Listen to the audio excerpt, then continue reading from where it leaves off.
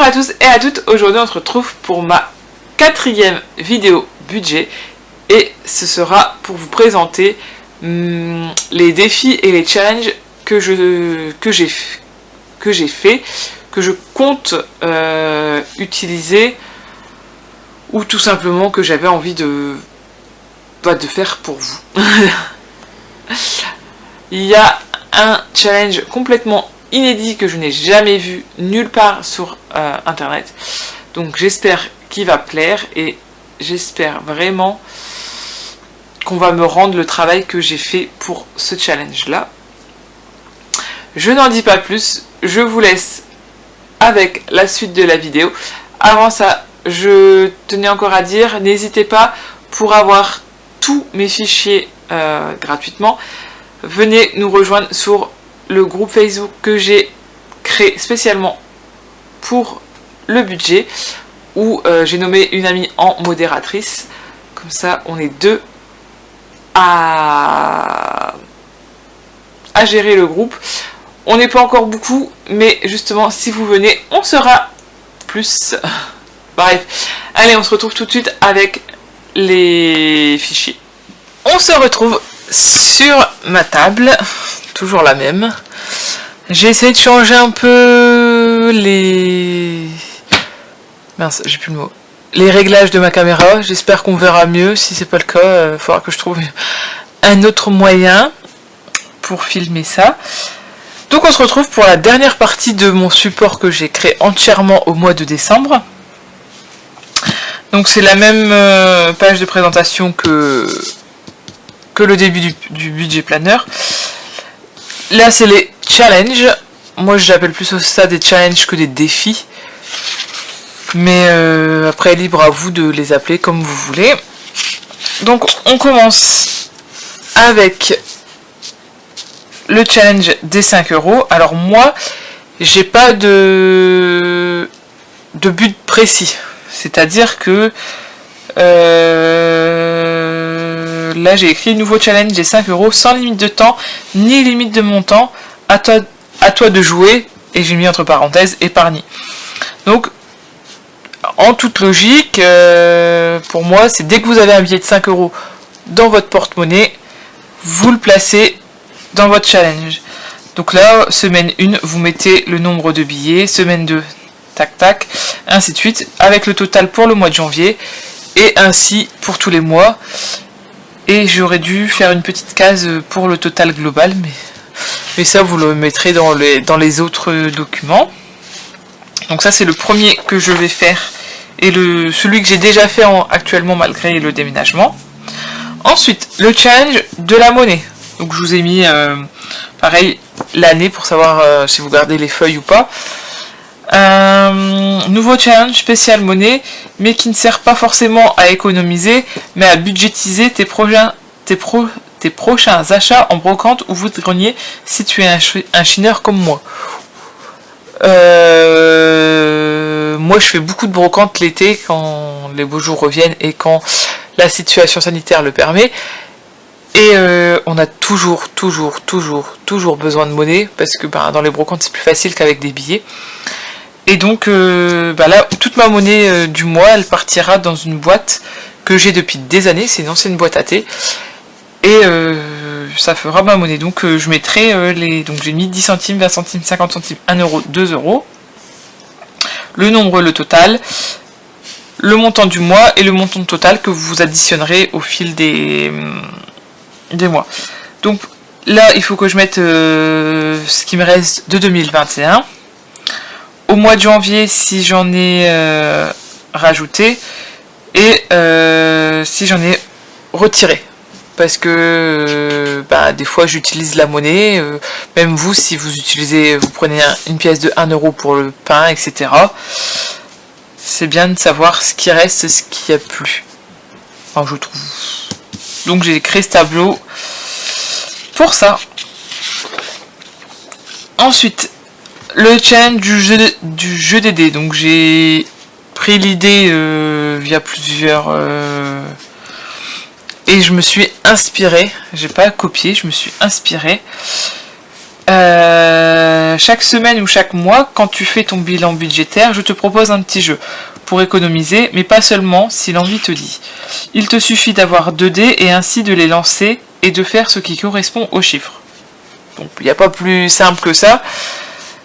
Donc 2, 3, 4, 5, 6, 7, 8, 9, 10, 11, 12, parce que le 1, c'est pas possible de le faire. Donc en 2, j'ai écrit réaliser une semaine blanche dans les semaines à venir. Ça, c'est pas compliqué. Diviser le budget alimentaire par 2 pour une semaine à venir. J'ai pas été vache, j'ai pas mis le mois. Mais bon, après c'est à faire ou pas faire. Ajouter 20 € dans une enveloppe épargne. Ajouter 5 € dans le défi des 5 € si tu le fais. Mettre en vente 2 articles. Merde, j'ai écrit 2 fois. Mettre en vente 2 articles en vente sur la plateforme de votre choix. Mettre 1 € par jour dans un bocal pendant un mois. Pour le prochain mois, ne faire aucun restaurant fast-food et mettre l'argent en épargne. Donc si jamais vous prenez au mois de février, vous avez prévu de faire, je sais pas, 2 ou 3 fast-food, et ben la somme que vous avez économisée à ne pas y aller, vous la mettez en épargne. Pour la prochaine semaine, pas de dépenses plaisir. Donc si vous avez une enveloppe à votre nom ou une enveloppe plaisir, ben celle-là vous la supprimez, vous la mettez directement en épargne. Mettre 10 € dans le budget plaisir pour se faire plaisir. Donc vous voyez, ça, j'ai mis aussi bien pour économiser que pour se faire plaisir. Après, il y a des petites choses simples. Écrire une lettre ou un SMS pour prendre des nouvelles d'une personne qui vous manque. Et enfin, au numéro 12, chaque 12 des mois à venir, mettre 12 € dans une de tes épargnes personnelles au choix. Donc ça, c'est pour ceux qui peuvent se le permettre.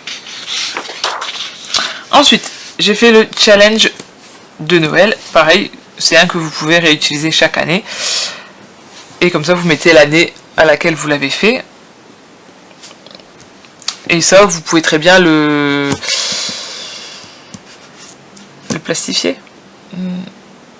Je sais plus comment on dit. Un nouveau challenge de Noël a commencé au mois de mai. Ce qui nous fera 8 mois pour épargner et économiser, mais surtout prévoir le budget de Noël. Soit uniquement pour les cadeaux, soit les cadeaux, la décoration et le repas. À vous de voir et d'adapter à votre situation. Les montants que je donne sont à titre indicatif. Après vous pouvez très bien mettre d'autres montants.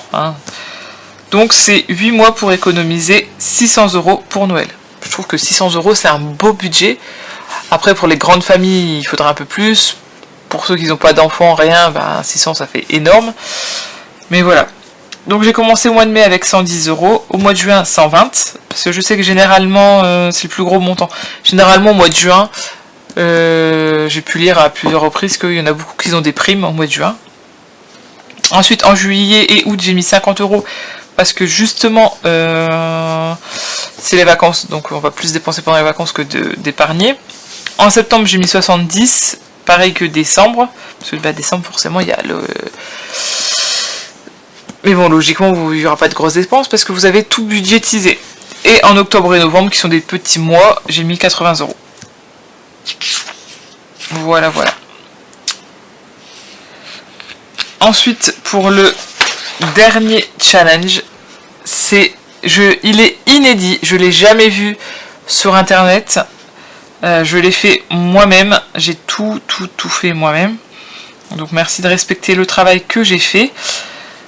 Nouveau challenge inédit jusqu'à aujourd'hui. Je vous propose une partie de Scrabble solitaire. Pour les règles, rien de plus simple, elles sont identiques au jeu initial, et donc le montant de votre mot et le montant de l'économie à mettre dans l'enveloppe. À vous de choisir votre moment pour jouer, toutes les semaines, tous les 15 jours, tous les mois, etc. Donc, j'ai fait ici les lettres qu'il y a exactement dans le Scrabble. Ce que je peux vous conseiller... Je te conseille de plastifier chaque lettre. Oui, c'est un peu de travail, mais tu pourras le réutiliser à l'infini. Donc, c'est de découper toutes les lettres et de les plastifier, de les redécouper. Et ainsi, tu pioches cette lettre, tu réalises ton mot. Pas oublier que le premier mot compose il est mot triple. Et donc là, tu marques ton mot, le montant et le total le montant total à chaque fois. Ça, franchement, il me donne bien envie. Je l'ai pas encore plastifié, rien du tout. Mais quand je vais jouer, je pense que je vous montrerai. Et j'ai fait le tracker au format A6. Si jamais vous voulez le tracker pour le challenge Scrabble, sous d'autres formats, n'hésitez pas à me le dire, je vous le ferai. Et donc là, vous avez la date de début et la date de fin. Comme ça, vous savez combien de temps vous l'aurez fait, si vous le faites sur 1 an, 6 mois, sur 2 ans, ou quand la partie est terminée. Hein. Mais je pense que ça peut être drôle à faire. Au lieu du Monopoly qu'on a vu et revu et re-revu et re-revu.